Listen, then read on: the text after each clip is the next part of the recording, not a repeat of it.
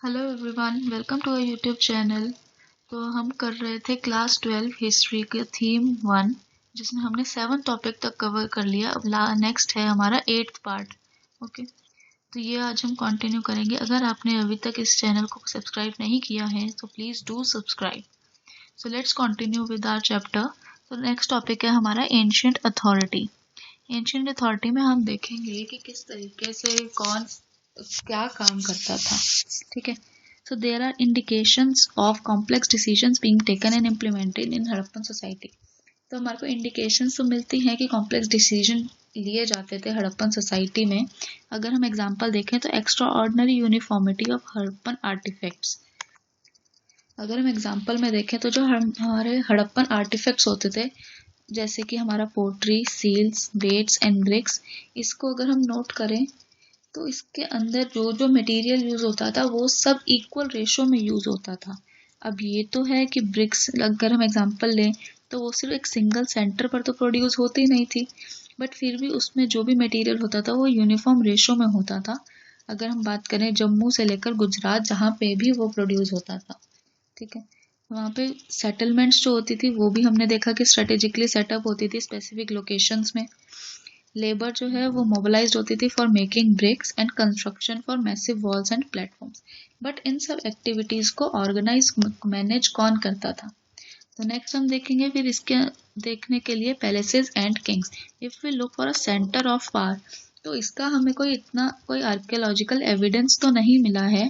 एक large building मिली है मोहनजोदारो में जिसको हम पैलेस बोलते हैं, जो आर्कियोलॉजिस्ट ने ढूंढ लिया, बट इसका भी कोई हमें स्पेक्टेकुलर फाइंड नहीं मिला है। ठीक है, एक स्टोन स्टैचू मिला है जिसको हमने बोला है कि ये प्रीस्ट किंग है, क्योंकि हमें मेसोपोटामियन हिस्ट्री के अंदर भी ऐसा ही सिमिलर स्ट्रक्चर मिला था जिसको हम प्रीस्ट किंग कहते हैं। But as we will see, the ritual practices of Harappan civilization are not well understood yet.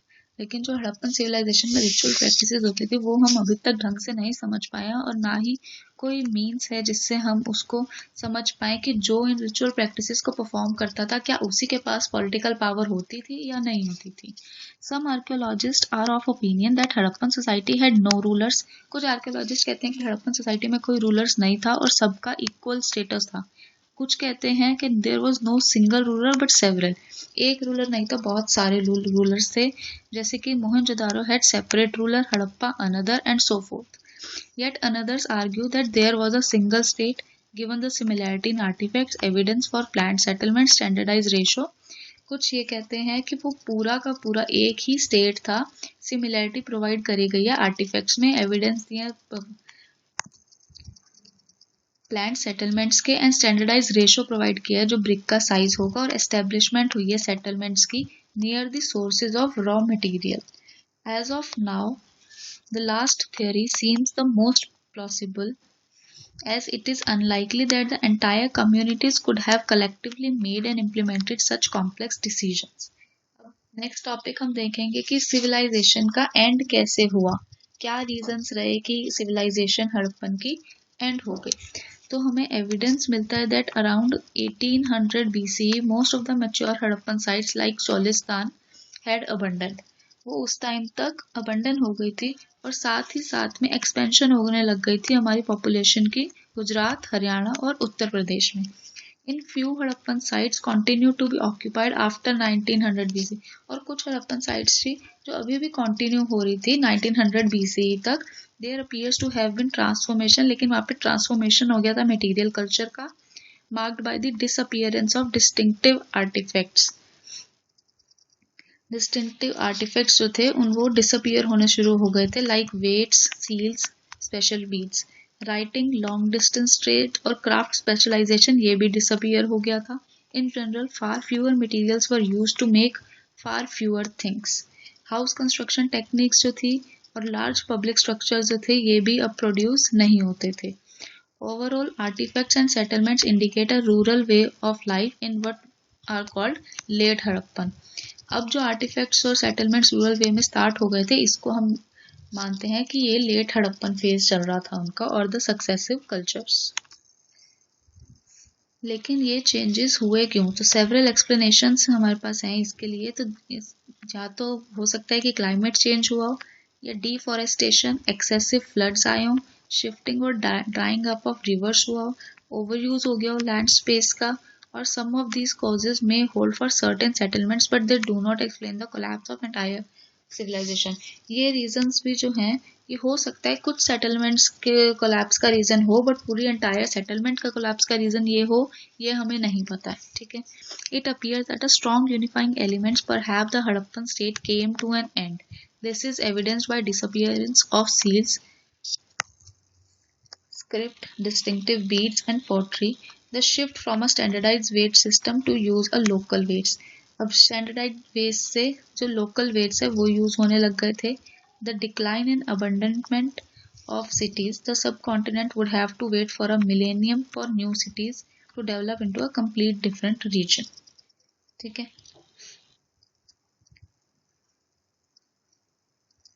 Next हम देखते हैं कि डिस्कवर कैसे हुआ हड़प्पन सिविलाइजेशन, किसने डिस्कवर किया कि ये हड़प्पन सिविलाइजेशन भी एक सिविलाइजेशन था उस टाइम पे। So far we have examined facets of the Harappan civilisation की क्या क्या चीज़ें हमें मिली और क्या क्या यहाँ पे यूज़ होता था हड़प्पन सिविलाइजेशन में, यह हमने अभी तक देखा। In the context how archaeologists have used evidence from material remains to piece together parts of fascinating history। However, there is another story as well कि आर्कियोलॉजिस्ट ने हड़प्पन सिविलाइजेशन को डिस्कवर कैसे किया। So when Harappan cities fail into ruin, people gradually forgot all about them। जब Harappan cities जो हैं वो finish होने लग गई तो धीरे धीरे लोग भूलने लग गए उसके बारे में। When men and women began to live in area millennia later, they did not know what to make of the strange artifacts that occasionally surfaced, washed by floods or exposed by soil erosion or turned up while plowing field digging for a treasure। तो जब बहुत ज़्यादा time निकल गया, बहुत time बाद उनको दोबारा से आर्टिफैक्ट्स मिले तो लोगों को समझ नहीं आया कि इनको यूज़ कैसे करते हैं, इनका यूज़ क्या होता है। ठीक है, अब हम देखते हैं जब उसने हड़प्पा ढूंढा था कनिंघम ने तो उसकी कंफ्यूजन क्या थी। When Cunningham, the first Director General of ASI, that is Archaeological Survey of India, began archaeological excavations, उसने अपनी जब excavation start करी in the mid 19th century, तो आर्कियोलॉजिस्ट ने प्रेफर किया था उस टाइम पे कि हम रिटर्न वर्ड से स्टार्ट करेंगे, जिसको हम कहते हैं टेक्स्ट और इंस्क्रिप्शंस के थ्रू हम जानेंगे कि उस टाइम पर क्या होता था as a guide of investigation. तो कनिंघम का मेन इंटरेस्ट जो था वो भी आर्कियोलॉजी में था of the early history and later periods. ही उसने यूज किए थे और accounts left by Chinese Buddhist pilgrims, जो चाइनीज बुद्धिस्ट पिलग्रिम्स थे जो उन्होंने अपने लिखा हुआ था उनको यूज करता था वो। ठीक है, who had visited the subcontinents between the 4th and the 7th century to locate the early settlements। Early settlements को लोकेट करने के लिए कनिंघम ने चाइनीज बुद्धिस्ट पिलग्रिम्स के अकाउंट्स को रेफर किया। Cunningham also collected, documented and translated inscriptions, उसने collect किए, डॉक्यूमेंटेशन करी उनकी और उनको ट्रांसलेट किया इंस्क्रिप्शंस को जो उनको अपने सर्वे में नजर आए। जब उन्होंने एक्सकेवेट करी sites, he tended to recover artefacts that he thought had cultural value। A site like Harappa, which was not a part of itinerary of Chinese pilgrim, लेकिन जब हड़प्पा की बात हुई तो वो चाइनीज पिलग्रिम की आइटनरी का पार्ट नहीं था और वो नहीं पता था as an early historic city and did not fit very neatly within his framework of investigation. जो उसके इन्वेस्टिगेशन का एक फ्रेमवर्क था उसके अंदर हड़प्पा ढंग से फिट नहीं हो रहा था। So although Harappan artefacts were found fairly often during the 19th century, Harappan artefacts हमें मिलते रहे थे 19th सेंचुरी में, and some of these reached Cunningham, he did not realise how old these were. तो कनिंघम रियलाइज नहीं कर पाया कि ये कितने पुराने थे। और Harappan seal was given to Cunningham by an Englishman, एक इंग्लिशमैन ने कनिंघम को एक हड़प्पन सील दी और उसने नोट किया उस सब्जेक्ट को, बट अनसक्सेसफुली वो प्लेस नहीं कर पाया with in the time frame with in which he was familiar. जिस टाइम फ्रेम से वो फेमिलियर था उसके अंदर उसको वो प्लेस नहीं कर पाया हड़प्पा को, हड़प्पन सील को। This was because he like many others thought that Indian history began with the first cities in the Ganga valley, क्योंकि उनके माइंड में भी यही था कि इंडिया की हिस्ट्री तो गंगा वैली के आसपास से स्टार्ट हुई थी। तो given his specific focus, it is not surprising that he missed the significance of Harappa. तो ये जानकर मतलब सरप्राइजिंग नहीं है कि हाँ उन्होंने हड़प्पा के सिग्निफिकेंस को इम्पोर्टेंस नहीं दी, बिकॉज उस टाइम किसी को पता ही नहीं था कि हड़प्पन सिविलाइजेशन भी गंगा वैली से पहले एग्जिस्ट करती थी. But subsequently, seals were discovered at Harappa by archaeologists such as Dayaram Sahani. Seals को डिस्कवर किया हड़प्पा में दयाराम साहनी ने in the early decades of 20th century. In the layers that were definitely much older than the early historic levels, it was then that their significance began to be realized. दूसरा archaeologist थे रखाल दास Banerjee, found similar seals at Mohenjodaro, जिनको similar seals मिली मोहनजोदारो में, leading to the conjecture that these sites were a part of single archaeological culture, जिससे उनको ये पता लगा कि ये दोनों sites एक ही archaeological culture के थे. Based on these finds, in 1924, John Marshall, Director General of ASI, announced the discovery of new civilization in the Indus Valley to the world. In finds के बेस पे 1924 में जॉन मार्शल, जो director general थे उस time ASI के, उन्होंने announce कर दिया था कि हमें एक न्यू सिविलाइजेशन मिल गया इंडस में. ठीक है. As S N. Roy noted in the story of Indian archaeology की बुक थी in story of Indian archaeology S N. Roy की, उन्होंने उसमें लिखा Marshall left India 3000 years older than he had found her. This was because similar till then unidentified seals were found at excavations as Mesopotamian sites. ये इसलिए because उनको उससे पहले unidentified seals मिले थे मेसोपोटामियन साइट्स पर भी, जो सिमिलर थे हड़प्पन सिविलाइजेशन के सील्स के. It was then that the world knew not only a new civilisation, और उस टाइम पे सिर्फ एक new settlement Harappan new civilisation एक हड़प्पन सिविलाइजेशन ही नहीं मिली थी, बट उनको ये भी पता लग गया था कि उस हड़प्पन सिविलाइजेशन मेसोपोटामियन सिविलाइजेशन की कंटेम्पररी थी. In fact, John Marshall's stint as Director General of ASI marked a major change in Indian archaeology. He was the first professional archaeologist to work in India. वो first professional archaeologist थे John Marshall, जिन्होंने India में work किया था, and brought his experience of working in Greece and Crete to the fleet. More importantly, though the Cunningham he too was interested in spectacular finds, वो Cunningham की तरह interested थे spectacular finds में. He was equally keen to look for the patterns of everyday life. वो इसमें भी interested रहते थे कि एवरीडे लाइफ का पैटर्न क्या होता था. Marshall tended to excavate along the rectangular horizontal units measured uniformly throughout the mound, ignoring the stratigraphy of the site. Marshall excavate करते रहते थे रेगुलर हॉरिजॉन्टल यूनिट्स को, जो यूनिफॉर्मली मेजर्ड होती थी through out the mount, ignore कर देते थे कि उसके स्ट्रेटिग्राफी क्या है, मीन्स की लेवल क्या है उस साइट का. This meant that all the artefacts recovered from the same unit, जो भी आर्टिफैक्ट सेम यूनिट से मिलते थे उन सबको मार्शल एक साथ रख देते थे, even if they were found at different stratigraphic layers.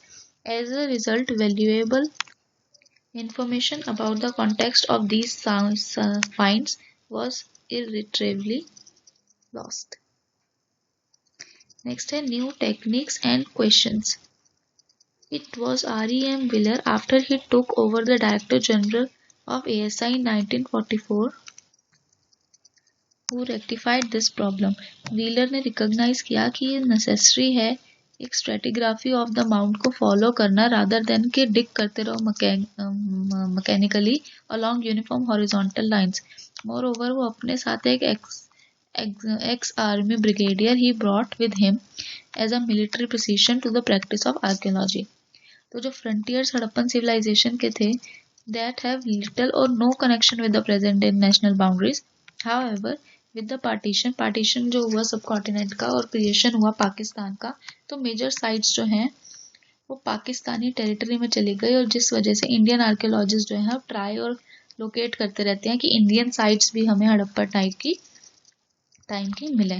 तो एक्सटेंसिव सर्वे कच्छ के अंदर हुआ, जिसने रिवील करे कि नंबर ऑफ हड़प्पन सेटलमेंट्स और एक्सप्लोरेशंस जो हैं पंजाब और हरियाणा में हैं, that have been added to the list of Harappan sites, while Kalibangan, Lothal, Rakhigarhi and most recently Dholavira has been discovered, explored and excavated. As a part of these efforts, fresh explorations continue.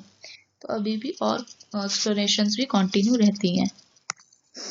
But over the decades, new issues have assumed importance, where some archaeologists are often keen to obtain a cultural sequence. कुछ archaeologists जो है उनका interest है कि cultural sequence पता लगे और कुछ ट्राई करते हैं कि लॉजिक क्या है इस अंडरलाइन लोकेशन का of the specific site. They also grapple with the wealth of artifacts. कुछ आर्कियोलॉजिस्ट जो हैं वो आर्टिफैक्ट्स को देखते हैं और ये फिगर आउट करते हैं कि ये आर्टिफैक्ट्स जो हैं क्या किस काम आते होंगे, क्या फंक्शन था उस टाइम इनका. Since the 1980s there has also been growing international interest in Harappa.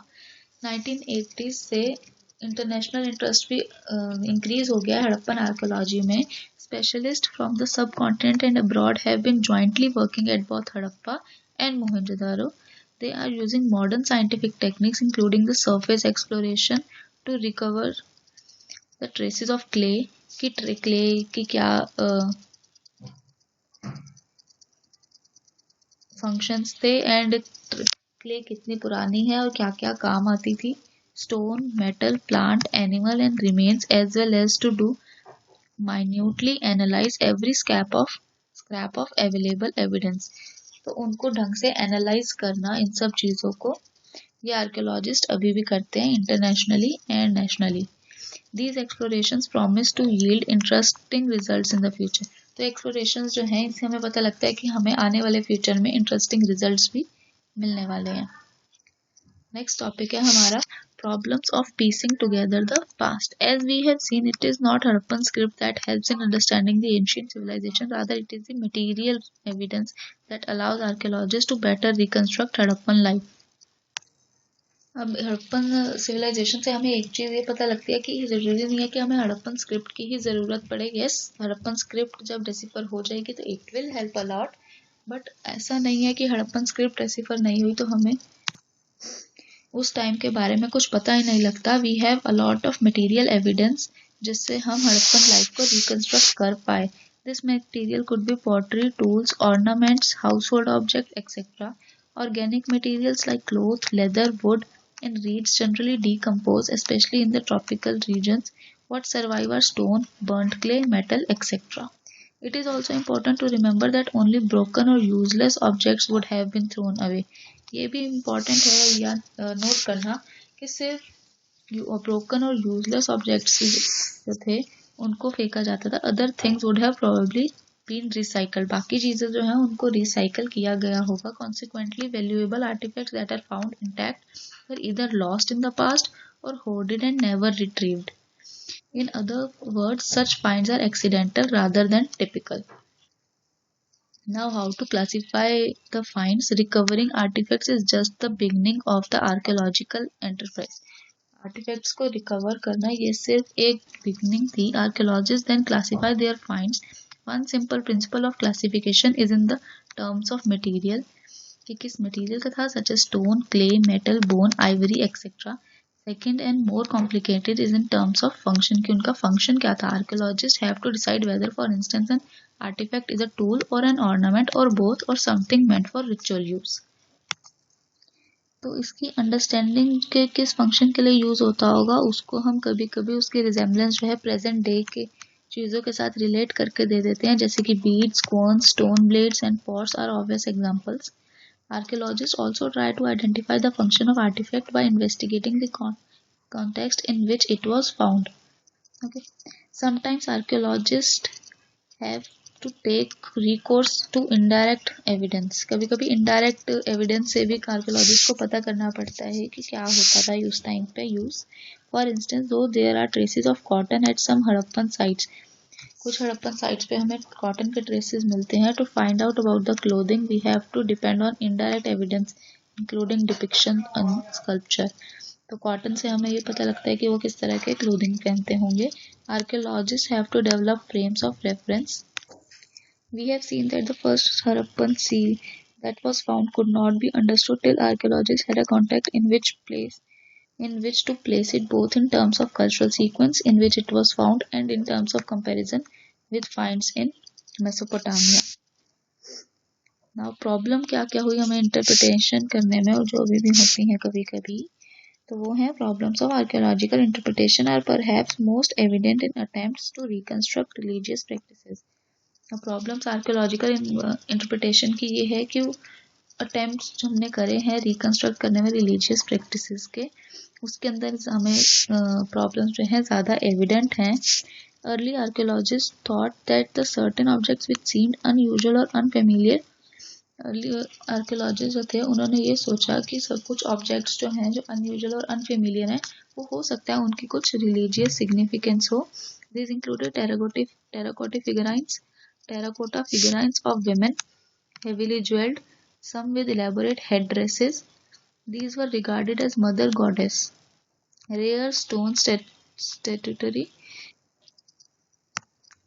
of men in almost an standardized posture.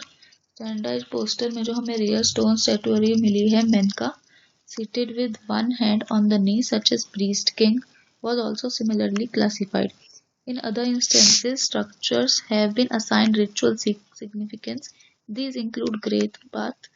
बाकियों के जो ritual significance हमें लगा के है आर्कियोलॉजिस्ट को, वो है ग्रेट बाथ, फायर ऑल्टर्स जो कालीबंगन और लोथल में मिले. अटेम्प्ट इसमें भी करे गए कि रिकंस्ट्रक्ट करा जाए रिलीजियस बिलीव्स और प्रैक्टिसेस क्या क्या यूज होती थी by examining seals, some of which seems to depict ritual scenes. कुछ में जैसे हमें रिचुअल सीन्स नजर आते थे सील्स पे, तो उससे हमें अटेम्प्ट करे कि कुछ उनकी बिलीव्स और प्रैक्टिसेस पता लग सकें. Others with plant motifs are thought to indicate nature worship. जो प्लांट मोटिव्स होते थे उससे हमने ये सोचा कि हो सकता है वो उस टाइम पे नेचर वर्शिप करते हो. Some animals, such as one-horned animal often called the unicorn, depicted on seals seems to be mythical, composite creatures. In some seals, a figure shown seated cross-legged in a yogic posture, sometimes surrounded by animals, had been regarded as a depiction of Proto-Shiva. वो हमने सोचा कि मे भी हो सकता है वो उस टाइम पर प्रोटो-शिवा हो. That is an early form of the one of the major deities of Hinduism. Besides, conical stone objects have been classified as link. Okay. तो conical stone objects होते थे उसको हमने माना कि हो सकता है ये link हो. Many reconstructions of Harappan religion are made on the assumption that later traditions provide parallel with the earlier ones. जो हमने बहुत सारी रिकंस्ट्रक्शंस करी हड़प्पन रिलीजन की, उस assumption पे करी कि later traditions जो हैं उन्हीं की तरह हो सकता है पहले भी कुछ फॉलो होता हो. This is because archaeologists often move from the known to the unknown, that is from the present to the past. While this is plausible in case of the stone querns and pots, it becomes more speculative when we extend it to religious symbols. Okay. Let us look for instance at the Proto-Shiva seals. जो earliest religious text है हमारा that is Rigveda, उसने नाम दिया एक god का that is Rudra, which is a name used for Shiva in the later पुराने traditions. However, unlike Shiva, Rudra in the Rigveda is neither depicted as Pashupati nor as a yogi. In other words, this depiction does not match the description of Rudra in the Rigveda. Is this then the possibly a shaman as the scholars have suggested? क्या उस time पे रुद्र एक शमन थे जैसे कि scholars हमारे suggest करते हैं. ठीक है.